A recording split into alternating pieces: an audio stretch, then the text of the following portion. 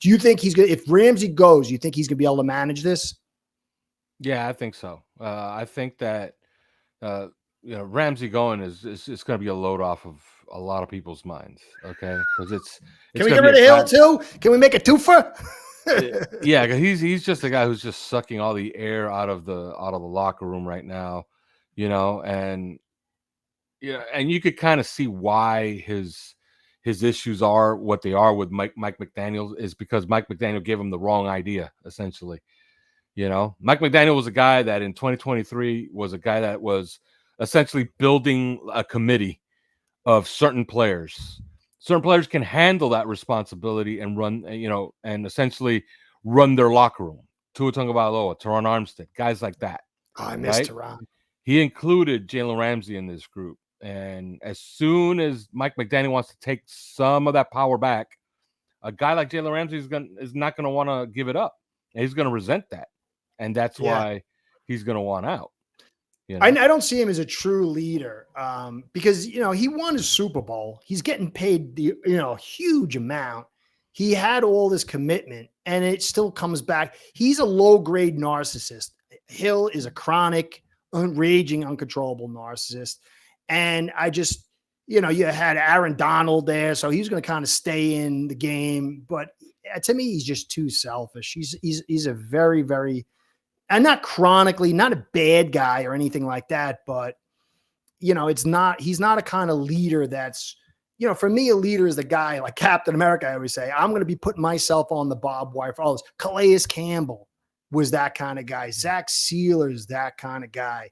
And so it's a shame that we're in that spot, but I totally agree. I'm so tired of these guys. And, it always comes down to, it's like I was saying the other day, you got this beautiful cake in the oven and you're ready to, we got to go. Come on, honey, we go. No, but we got to let it sit for 15 more minutes. And I tell her, no, pull it out now. You pull it out 15 minutes early. It's a beautiful cake. If you just waited the 15 minutes, it would have been a beautiful cake. And you pull it out, and it's a load of garbage. And we just rushed. Yeah, but here's the thing. Everybody's a good leader when you're winning. And you don't, and you really don't know anything. You know what I mean? You don't know anything about any of these guys. When they're winning, they're making the playoffs. Nobody cares because everybody seems like a good leader because there's nothing to show its warts. Nobody's showing their warts. When you lose is when you start to reveal character. And and when you went 8-9 last year, you saw the guys you could count on, and you saw the guys that you can't count on. Too many. And Jalen Ramsey proved himself to be a guy you can't count on. Tyreek Hill proved himself to be a guy you can't count on. Jalen Waddle, a guy you can count on. Do you know? Quick, I didn't mean to talk about this. You bring good information. You know what? I can't stand these clickbait titles. Like, I don't get it. These crazy clickbait titles you see. I saw one is like Waddle's fed up and he's done with Hill. And I click on it and the guys don't say nothing. I'm like, I see it all the time. I saw one from John Middlecoff that said Dolphins could be the worst team in the AFC this year. And like they should be awful. And like the clickbait title was like, Jesus Christ, this guy eviscerates the team. I turned it on and I went to the Dolphin area and he was like, no, Tua, the whole key to their season is Tua. If Tua's healthy, they'll make the playoffs. If he's not, they won't be very good. It's so frustrating. Great. Thank you for that information, John. It's so frustrating. Like, I saw, a couple times you got some cornerbacks and like game changer. I turn on, I'm like, these guys suck. What are you talking about? So my main point is there any real friction? I've heard that too from other people that, are pretty credible, that Waddle and Tua have real issue with Hill and personality. Is this any basis on that? Or is there any truth to that? Well, I think that they look at him as, just leave him alone and hopefully we get him for game day, because I will say this and I will like this is the God honest truth. Monday through, well, not Monday, because sometimes they don't come in on Monday. Tuesday through Friday at practice, when you get into the building and when you leave the building, and then game day. Tyreek Hill is an absolute dream of a player. The problem comes on all the off time and meeting time and anything that has to do with off the field or his own personal life.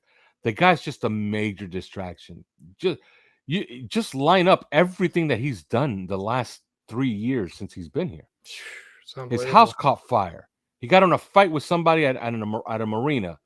He got a very public blow up with his wife. He had baby mamas come out of the woodwork last year. It Now broke he has some a girl's divorce. arm or something. They said too. He got frustrated because she was bigger and she jammed him or something. I don't know. Yeah, I don't, it's I don't just even one know. thing after another with him. Like at a certain point, like you can't be, he's more trouble than he's worth. I think also too Meanwhile, at you this have somebody like Jalen Waddle who puts his head perfect. down, Yeah. doesn't say a word, and just works. And when he's asked to perform, he performs. And Yeah. don't you notice? Isn't it funny that when Tyreek Hill's been out, Jalen Waddle always has these monster games? Yep. Yep. Why? He's more engaged. He's more involved with the game plan, you know? So I think the I way forward to see success, they got to start featuring Jalen Waddle much more. oh And yeah. Well, he's gone at the end of this and year. just use because look, you can't get rid of Tyreek Hill because he's damaged Yeah. his But he's trade gone after value. this year, right? Yeah, he's gone after this year, probably cut outright. Uh, if they can't trade him. But look, man, if they can use Tyreek Hill's gravitational pull and just try to single up Jalen Waddle this year and try to feature him as the number one, play him in the slot, especially in 11 personnel, man, he could have a big year and the offense could really, really take off once again. Well, you know what I think it's all about. I'm going to get into that next. The offensive line. It's all about changing the leverage. It's all about running inside, altering this leverage of the linebackers, and then obviously the coverage. So Jonah Savai, I think I got it right. He talked about coming off his right foot in camp. I kind of thought that meant he's going to be training at left guard because he said now his goal is to come off his right foot and to really that's his goal. And so that would say he's playing left side. He's not playing left tackle. Is it cross training? Do you think he's playing left guard? If they have him playing left guard, does it mean because Daniels is not going to be ready week one and they don't want Eichenberg there? Am I wrong that this right foot thing, his statement means what I think it says? What say you? Well, I think that James Daniels will be ready for camp. That we know that because he was already there. He was already there working on in the building, and he's going to be there for mini camp. So if he's going to be there for mini camp, and he's going to be there for the OTAs, he should be ready for training camp. I think it makes much more sense that Jonas Savaiinaea plays at right guard, so that way Austin Jackson can hold his hand, and James Daniels can play left guard, and he can hold Patrick Paul's hand. Then but what do you think about that statement? Do you think it was just a wrong statement, or why is he? I think he was just speaking off the cuff. He also said we're running the ball inside this year. Well, I think if they're running the football though, because Daniels is not really a mover, and that Achilles is going to take a little time from a running standpoint. Whoa, got scared. Got lightning over here. From a running standpoint, I think Pharaoh Brown, Paul, and Savaiinaea might be a stronger side than if you split it up because Jackson really can't drive inside. And I think Savaiinaea might be more because he's younger. I think he might end up being the better player that, I like the overall feel of it. Him at right guard. That's my first belief. I thought that was the actual first thing. But if you start rotating him, it can kind of create some gaps of strength. So I don't know. Because he was very emphatic. Like, this is my goal now. So I don't know. Maybe I'm wrong. I don't know. Oh, we shall see, right? Like OTAs is coming up. I have the schedule somewhere. I know it's June. It might be June 15th or something like that. Yeah. So That'll we'll be know for a fact then. I think you're right then because that's gonna be the first time that we see them line up all five. Yeah, I think you're right though. For me, it just made natural sense to have Paul, who's figuring his way, to have him next to Daniels, and then Brewer, and then boxing Savaiinaea between Jackson and Brewer. I think from a pass protection standpoint, outside zone standpoint, that would probably be the best. But if you're really trying to run that ball inside, I'm not so sure because even if you look at Phillips coming off with that Achilles, it took him a little time to get that drive back. He was still ginger, all the way up to his last game.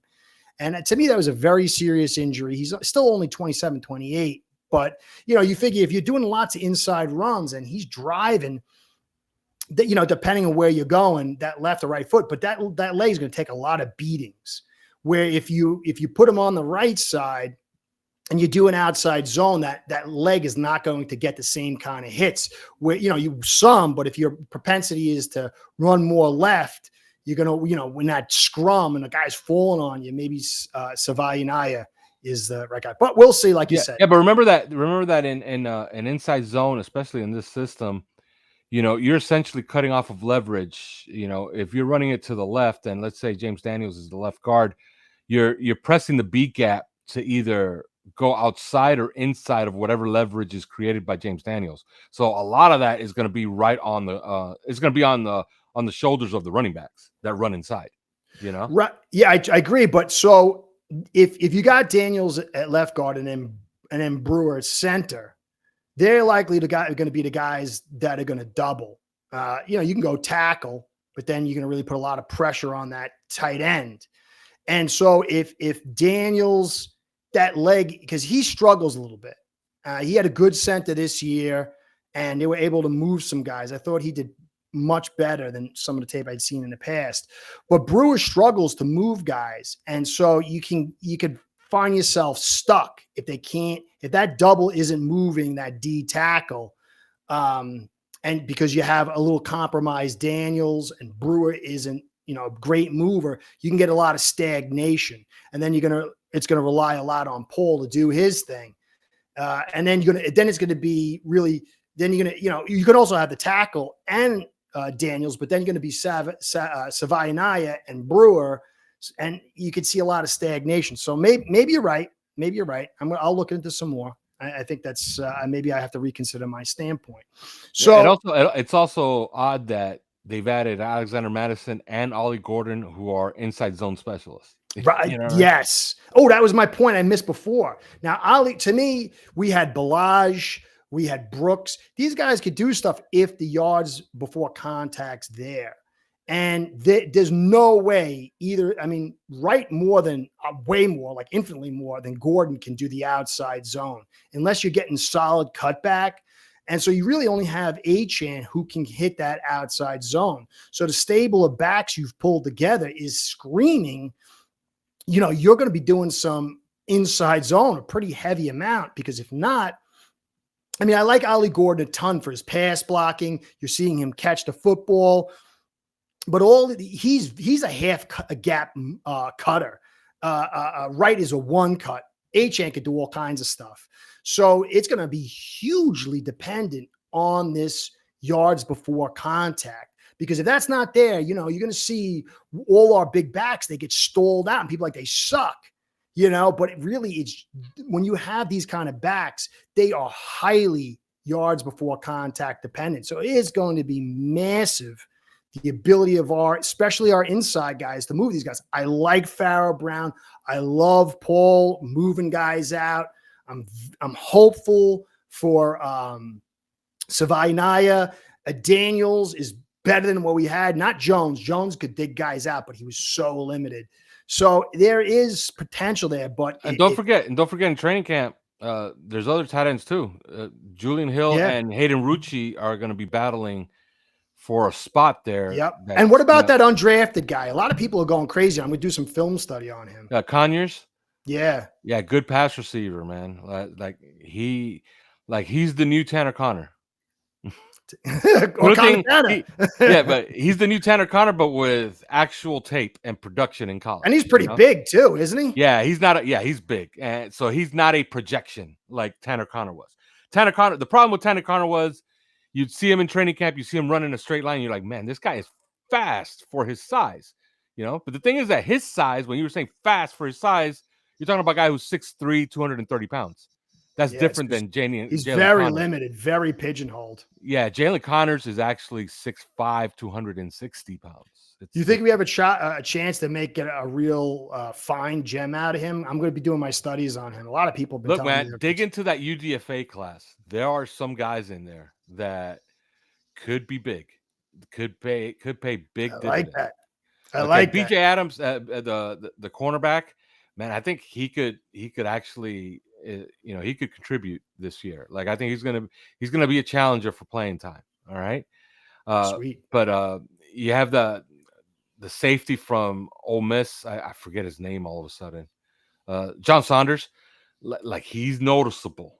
Okay, like they have a few guys in this UDFA class, especially at wide receiver. I don't know if you've dug into any of these wide receivers, No, but I there's a have a lot of tendency to talent that wait they picked up there. because it is like I found a stat and it said 1.2% of UDFAs stick to the team, and I'm kind of getting very excited, and all I see is like video after video. This guy, and he's so awesome. I'm like, most drafts, if you get a 60% draft hit, you're like a star. And, when you go through like all these film reviews and people's takes, it's like every single one of these guys is going to be a stud. So I'm trying to hold myself off. I'm going on vacation. I'm going to do some just like distance studying, but I'm trying to pull as much information. But I'm going to spend a lot of time on these UDFAs. But that Connors guy is a guy I'm a little excited about. I'm going to check all of them, though. I'm going to check all of them. Check out those wide receivers, man. They're pretty good. That's awesome. Pretty good crop. It's like I like our wide receiver core. This wide receiver core is the best that they've had here in the McDaniel era. Like Westbrook, I think I think Westbrook's going to allow Hill to play that slot where he's at his best. I did a tracking Westbrook Akine is a complete wide receiver, and he's going to pay a lot of dividends, especially in the run game. Yeah. So, like they actually counted on him. Like watch his play in Tennessee and watch when he's asked to hit the backside cutoff. Because that's what I look at wide receivers. Either they hit the backside cutoff, because look, every once in a while you watch your team run an outside zone run play, and you think it's a successful play because your guy got 6 yards. But then you realize, wait a minute, who made this tackle? Man, this guy ran all the way across the formation, and he didn't get blocked. And you watch the play, and then you see, oh, okay. Weak side the weak side wide receiver didn't kick out his man, or he didn't hit the cutoff with the cornerback coming across the formation, and he makes the tackle. And now it's a 6-yard gain instead of a 15-yard gain. So many times I saw Hill just get into the second level and his guy just ran past him. But some of those assignments were a little too tough. I thought those were a little brutal. And that's one thing that Mike McDaniel has to ease up a little bit on that. He asks his wide receivers and his tight ends to do way too much. Oh, yeah. That's why, look, I understand that Durham Smythe was bad last year and Julian Hill had his issues. Man, but put on the tape and watch what tight ends are asked to do in this system. Oh, yeah, it's crazy. It's way too much stuff, Yeah, it looks great on the chalkboard, but when you put it on the field, it's a German car. It's just over engineered. So I totally agree on it. Now, as far as McDaniel, do you think? I think you need some kind of audible system. I think you need to stop or get these plays in on time. I think obviously you need to run the football more. I still think the offensive line restricted him. He understood he couldn't do it.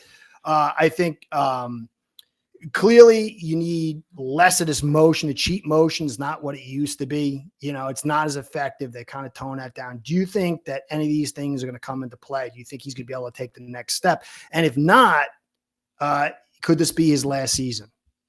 Yeah, I think that he's recognizing, the next evolution is probably bringing in more personnel groupings than what he was, because usually what he was doing is it was like he was seeing what was working, and then he was just sticking to the things that would work, and he would just can the stuff that wouldn't.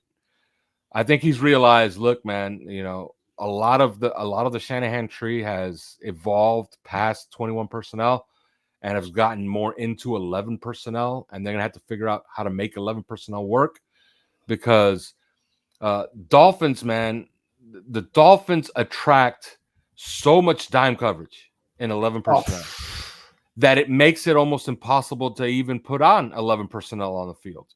But you want to get to it, because most teams, you want to get 3 wide receivers on the field. You want to try to threaten the secondary. But when the defense is just bringing on dime and they're just going to sit past every time you bring on 11 personnel, that's just not going to work. So I think he's recognized the next evolution is to try to play more personnel groupings. And if this team could just accomplish one thing, which is have the other team come in with a nickel or with big nickel when you come out with 11 personnel, it's going to make this offense so much better. But when you do that, when you come out with 11 personnel, you got your running back, you got your tight end. That means you got less big bodies there, and it puts more onus on the blocking, whether it's the blocking in the run game, blocking in the pass game, true pass sets. We have been the lowest in the league in true pass sets. Our ability to move guys has been terrible, and we've had to keep bringing these big bodies in.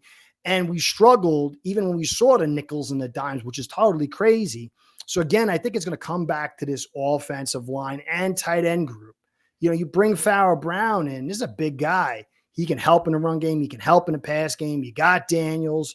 Savaianaya is another guy. So when you get that light, you've got to move guys, because all these teams, and I've talked about it, and I keep saying it over. You can't have linebackers sitting at 5, the edges out wide, 2 guys manning the pit against 5 offensive linemen, high coverage, and they're playing over, and they know it's a pass. The chances of you getting it off is nil almost in the pass game. It's very, very difficult, low percentage. And then, so that means you have to run that football, or you're putting everybody into routes, and you're asking your 5, 5.5, chip and go with the tight end, or, the running back comes up and helps. But so you're going to need true pass sets or inside run to break this leverage, because even with the talent we have, it's going to be difficult unless these guys can get to that. If we get to 2.25, I mean, we were 2.35 and 22 in clean time to throw. But if we can get into the 2.2 range, I mean, we've been working at 2.04, 2.09 for 2 years. That's crazy. So for me, it all comes back down to that. And so that's going to be, but again, my concern is the depth. You're going to lose one guy. So you think we're going to add some depth to this offensive line? And I do agree that 11, you got Hill, you got Waddle, you got Westbrook, you got Jonnu. You've got to get these guys out there, attacking. Even if it's a thick secondary, you've got to lower the odds. You can't have, 6.5 guys in for protection and then like 3 guys going out against 7 DBs and then have to throw it at 2.04. It just doesn't work. It's not feasible, No, I completely agree. Absolutely.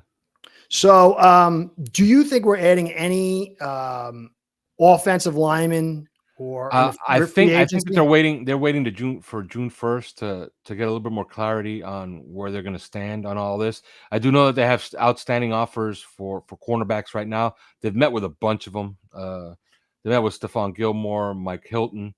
I really like Mike Hilton, but Mike Hilton is kind of pigeonholed as a nickel. Yeah. So and that's Kohu's spot. Okay, they made an offer to Rasul Douglas. Although I do expect Kohu to play more outside this coming season. Okay. So that's something to watch going forward. So they've done all these things to try to shore up the secondary. On the offensive line, I think I'd like to see them do one more thing. And look, Daniel Brunskill's out there. Look, you're not going to sit down with Brandon Scherf and offer him a contract. No, he's not going to be a backup. Because he's going to tell you, look, I've only missed six starter snaps in the last 3 years. He's done, yeah. I'm a starter. I'm not going to be a backup for anybody. And Will Hernandez, same thing. Will Hernandez is going to be like, oh, I've been a starter for 5 consecutive years. But you may be able to have Daniel Brunskill take an offer from you. It's amazing how he was a starter and now he's in this position. Yeah, Daniel Brunskill can play all 5 positions. He's a perfect fit for outside zone. Perfect fit inside on this team, because I've saw his tape last year in Tennessee, and he was pretty damn good as a guard. Okay, so if you could bring him in, not only does that give you a lot of versatility, in a pinch you could make him play left tackle. He played left tackle last year.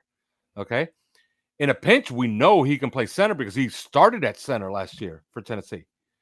All right, so that's a guy I would approach about bringing in here, and I would pay a premium. And if you do that, you start moving Liam Eichenberg further and further down the trough. Hallelujah. Hallelujah. I'm also interested in getting a good look at Keon Smith this year and seeing what they have in store for him, because when he went away, he was really coming on, Yeah, his only thing, for me, it's just his ability to handle power. I've seen him get shuttered, when a guy gets hit for the bull rush and then the feet start going like this. And like that's the only thing that I think that he's lacking, because I think I forgot what he was, 6'4", 6'5", 310. But so it's all about. Yeah, that prototype tackle. He's like 6'5", 310, something like that. Yeah. And so if he can get that down, because you just can't get shuttered. To me, that's like a tell. When I see a guy get bull rushed and you get hit with the power and those feet start going like this, it's like the whole body shudders. And so that's the only, he's good with his hands. He's good with his feet. So do you think this offensive line is going to be what we're hoping? Health, man. They need health across the board. If they're healthy across the board, I think they're going to be pretty good. Yeah. You know, do you think Paul's going to pull it together? Look, man, put on the tape against the Texans. The Texans boasted one of the best edge groups in the NFL last year. Watch Patrick Paul's game against those guys. I agree. The problem in that game was not Patrick Paul. Watch his game against those guys, against Will Anderson and against Daniel Hunter, okay? Patrick Paul held his own. He played pretty well. The problem came that on the other side, Austin Jackson wasn't available. I had Jackson Carman, and Jackson Carman was an absolute disaster. Yeah, I know. So, watch that game. If that's what we're getting, I could get pretty excited about this going forward. Me too. And remember, I wasn't a fan. I wasn't a fan of him coming out of Houston. You weren't. But you're fair. You're honest. He could absolutely prove me wrong, and that's the first game. Because I remember going into that game, I was like, man, how is this going to work? Like, we got Patrick Paul on one side and Jackson Carman on the other. Like, what kind of offense are we going to try to build here? Oddly enough, they were really competitive for most of that game, But I remember after that game thinking to myself, Patrick Paul wasn't that bad. But I know Jackson Carman was terrible. He's back. Let me rewatch this thing. And on the second and third rewatch, I was like, man, this kid played pretty well in this game. I'm going to go back and watch. Pretty good. So, yeah, sit down and watch that game. I'm not saying he dominated. No. But holding your own when a guy who's supposed to be a red shirt project player is still pretty darn good. Yeah, he played pretty well considering he's going up against Daniel Hunter and Will Anderson. You know what I mean? And also, too, I firmly believe that if you're an offensive lineman, you don't want outside zone all day and you don't want to sit in pass sets all day. It makes you tentative. It puts the initiative on the defensive line. If you're running that football inside and you're mashing these guys, it's a play where you don't really have to think so much. You can get out there and hit these guys. I think it takes a load off, and Paul moves people. You beat a couple of guys up, it gives you some confidence. It steals the soul of the opponent. I think if we do run the football more consistently and effectively, especially on the inside, it can uplift this whole unit and pull a lot of that difficulty level off the table. So I am hopeful like you. So I know you are a busy man. I appreciate this long hour that we've had together. Alf, I appreciate your takes. I learned a ton. I am very, very grateful. 3 yards per carry. Simon Clancy, Chris Kaufman, and you do a phenomenal job. I think you set the template for professionalism and accuracy, and I really do appreciate you and your show. So tell us how we can get to reach Alf, Simon, and Mr. Kaufman. Yeah, you want to listen to us? We're pretty much everywhere. Anywhere you could get your podcast, you could find us, and that's the number 3 yards per carry. The Twitter account is also at 3 yards per carry. And if you want to get, if that's not enough, and you want to have essentially access to us 24 hours a day, 7 days a week, you can go on our Discord, and that's OnlyFins. And to do that, you got to go to Discord. And you join there by going to discord.gg/OnlyFins and become a member there, all access for $4.99 a month. A steal, man. It's a steal. So thank you, Alf. Guys, I hope you enjoyed. I know I did. I always do. And we get in the weeds over there, by the way. Yesterday we were I know this is riveting stuff, but yesterday we were going over 11 personnel and tight end groupings out of 11 personnel, which guys you would use for certain areas on the field. That's and fun stuff, certain though. downs. Okay. So that's fun stuff. Yeah. Next week, we're going to do some 12 personnel stuff, but this week we're doing a lot of 11 personnel stuff. We get in the weeds in there on OnlyFans. That's awesome. You guys, you should definitely pay attention to him. Definitely sub to him. You learn a lot. This game is a very complicated game, and you need voices like what you guys do and others, because this game is so complicated that getting into the weeds is the only way you can really understand this game. It is a great mystery, and it's why it's such a beautiful game. So thank you for everything you do. Guys, I hope you enjoyed. Alf, you are number one. Curtis and Alf saying, be well, go Fins. Curtis and Alf out. Start building your own online sports book today by getting signed up with acebread.com service that'll allow you to book action on sports from all around the world.